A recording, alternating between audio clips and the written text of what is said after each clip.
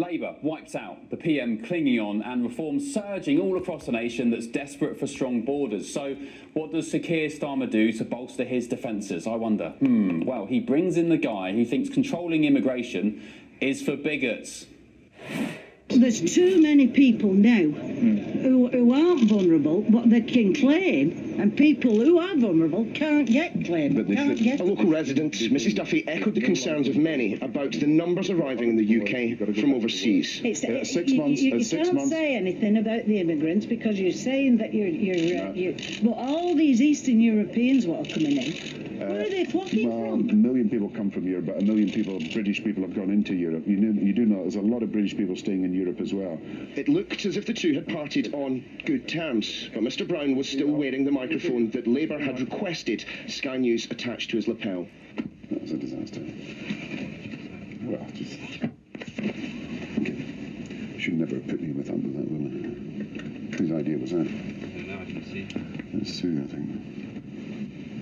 It's just ridiculous.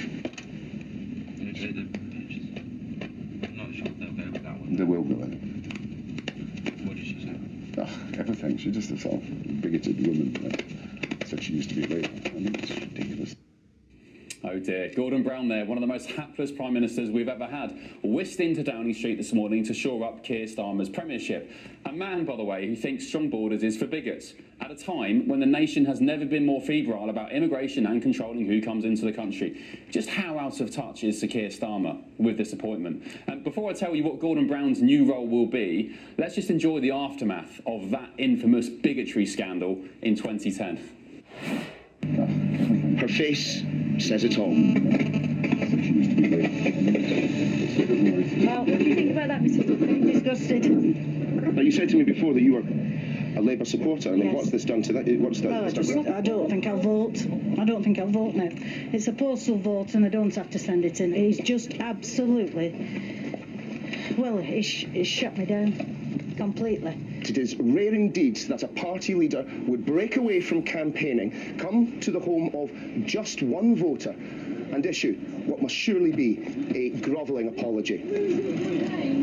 The two spoke for close to an hour. I've just been talking to Gillian. I'm mortified by what's happened. I've given her my sincere apologies. I misunderstood what she said, and she has accepted that there was a misunderstanding, and she's accepted my apology.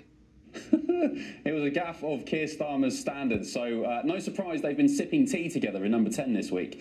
Anyway, back onto it. What job has Gordon Brown been given by the PM? Let's have a think. Is it immigration czar? Chief gang smasher, maybe? Head of OAP bashing? Director of Farmer Harmers? No. Ready? Wait for it. Global Finance Special Envoy.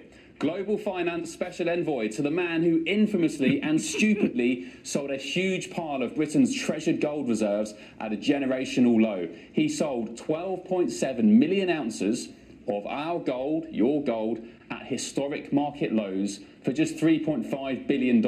Sold today at $4,700 an ounce.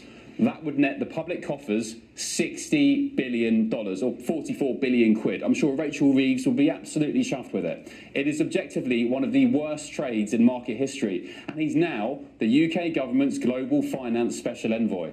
Absolutely insane. This is what Nigel Farage said of Gordon Brown's market suicide in the European Parliament some years ago.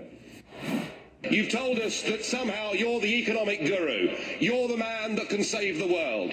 Well, I remember very well your first big act as Chancellor when you sold 400 metric tons of gold on the world's exchanges at $275 an ounce.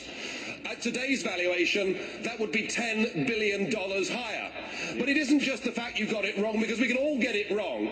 It was the fact that you announced in advance how much you were going to sell and on what day you were going to sell it. It was an error so basic that the average A-level economics student, even in these educationally devalued times, wouldn't have done. Welcome back, Gordon Brown. There we go. Right, let's get the thoughts of my panel, Hilary and Matt. Hilary,